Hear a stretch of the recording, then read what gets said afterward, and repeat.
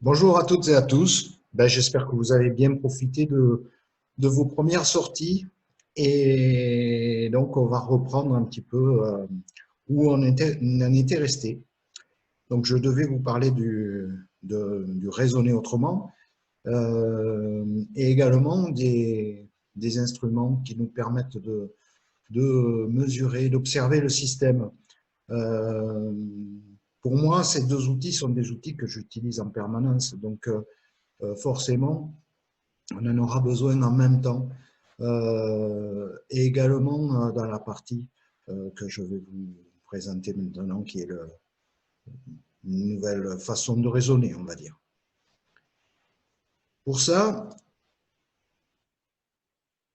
il va me falloir vous expliquer un petit peu comment moi-même, j'ai fonctionné jusqu'à présent. En fait, la résolution de problèmes, c'est ce que j'ai fait toute ma vie, je crois. Et par contre, ce qui m'intéressait surtout, et, et tout petit, c'était de regarder les indices. Et c'est ça qui est important, les indices. Si vous avez lu des romans policiers, vous avez dû constater que en fait, les indices, ils vous sont donnés en premier. C'est des choses qui arrivent dans les premiers chapitres. Et on n'y prête plus attention après parce que l'auteur a tendance à vous entraîner vers des potentiels coupables et on fait attention plus aux responsables plus qu'aux coupables, plus qu'aux indices qu'il nous a donnés dans les premiers chapitres. Et moi, j'ai toujours essayé de fonctionner comme ça. Donc, pour commencer à raisonner autrement, eh ben, il faut démarrer par une énigme, par une question. Et à partir de là, on va essayer d'enclencher la réflexion. Donc, moi, je vais demander à mon petit ami, là, s'il peut me poser une petite question, pas trop compliquée, mais qu'on puisse commencer à travailler. Qui de l'œuf ou de la poule fut le premier? Eh, bien d'entrée!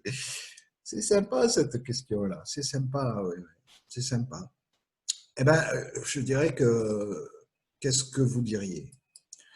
Certains vont dire la poule, certains vont dire l'œuf, forcément, forcément. Mais ça, c'est la majorité des cas, c'est-à-dire ceux qui n'ont pas regardé les indices. Ah, vous en aviez pourtant un petit indice, un tout petit indice en gras. Eh oui, on a une troisième possibilité et celle-là, forcément, c'est avec mon couteau qui va nous permettre de couper avec nos préjugés. La poule ou l'œuf sont des possibilités, mais ce ne sont pas les seules. Ouais, il y en a d'autres. Ou du moins, dans ce cas-là, il y en a une autre. C'est les deux. Eh oui, c'est les deux. Pourquoi? Parce que la question était formulée ainsi, l'œuf ou la poule? Or, vous aviez répondu soit l'œuf, soit la poule, mais vous n'aviez pas répondu les deux. Et pour raisonner autrement, il faut impérativement prendre toutes les possibilités dès le départ, et même celles qui vous paraissent farfelues. Donc, les deux faisaient partie des potentielles réponses.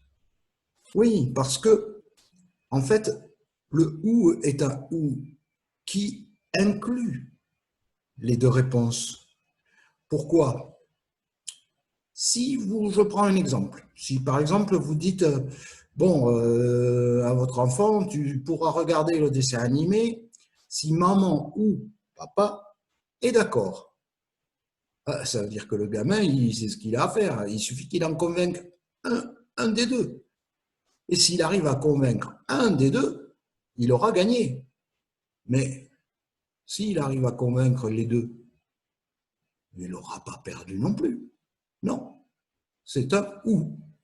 Si vous lui aviez dit tu pourras regarder le dessin animé que si maman et papa sont d'accord.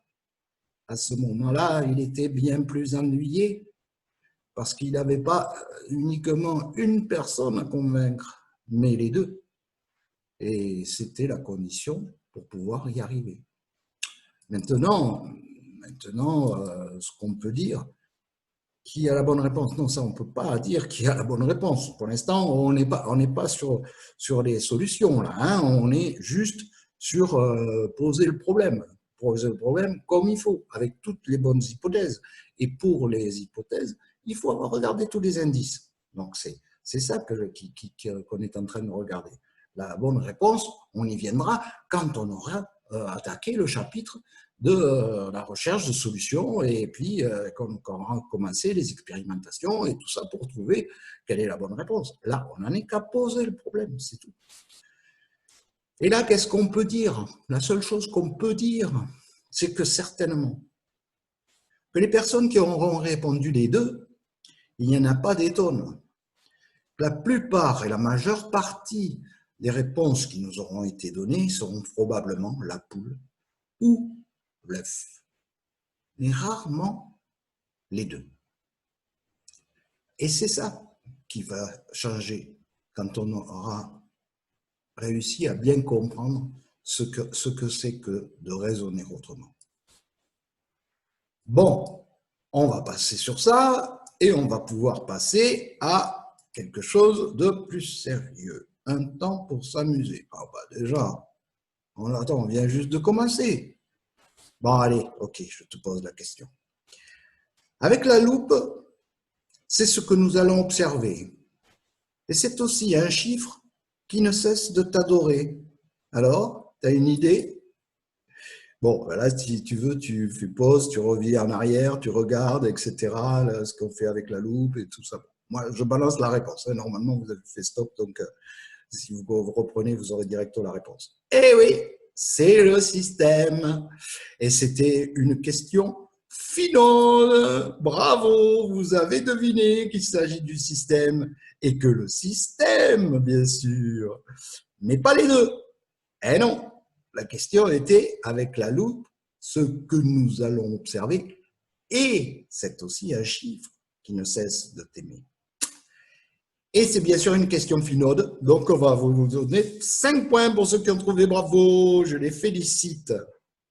Ce qu'on peut dire aussi, c'est que le système, ben finalement, quand on va vouloir utiliser cette méthode, eh ben, il peut être immensément grand, comme une société ou même une nation, hein, mais il peut être aussi très petit. Ça peut être une personne, comme toi, moi, ou même un atome. Ben oui, tout ça, ce sont que des systèmes pour moi, plus ou moins complexes. Et j'avoue que moi-même, je suis un système très complexe. Enfin, bon. Donc, qu'est-ce qu'on peut dire de plus? On va donner la réponse et on va donner 3 points à ceux qui n'ont pas trouvé le système. Et voilà, et ça m'agace comme file 3 points aux visiteurs. Mais bon, je veux bien. Allez, je veux bien. Ceux qui auront marqué système, cela, bon, je veux bien. Et ils ne donneront pas leurs 3 points aux visiteurs. Allez, on va peut-être passer, non? Ah oui, et bien sûr. À toi de me poser une autre question pour raisonner ensemble, et bien sûr, parce que là, à un moment donné, ça devient compliqué de raisonner tout seul. Donc, il va falloir quand même qu'on apprenne aussi à raisonner ensemble.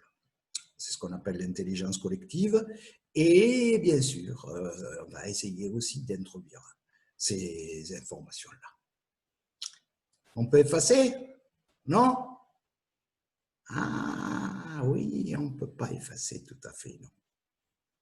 Eh oui, parce qu'il y avait 2 indices que vous n'aviez peut-être pas vus et que moi j'avais presque oublié, même oublié d'ailleurs. Oui. Parce que là, si on est en train d'essayer de préparer l'avenir, il va falloir qu'on s'occupe de 2 choses. Le S et le F. SF. Eh oui, on va être obligé aussi de mêler la science-fiction et de jouer avec ça pour pouvoir alimenter nos réflexions. Et comme vous le voyez, je l'ai mis dans un petit ballon, parce qu'on ne va pas oublier le rugby quand même, c'est pas moi non plus. Hein. Allez, on peut passer maintenant, je crois. On a tout fini? Non? On en reste encore? Non. Et quoi d'autre? Qu'est-ce que tu me fais encore?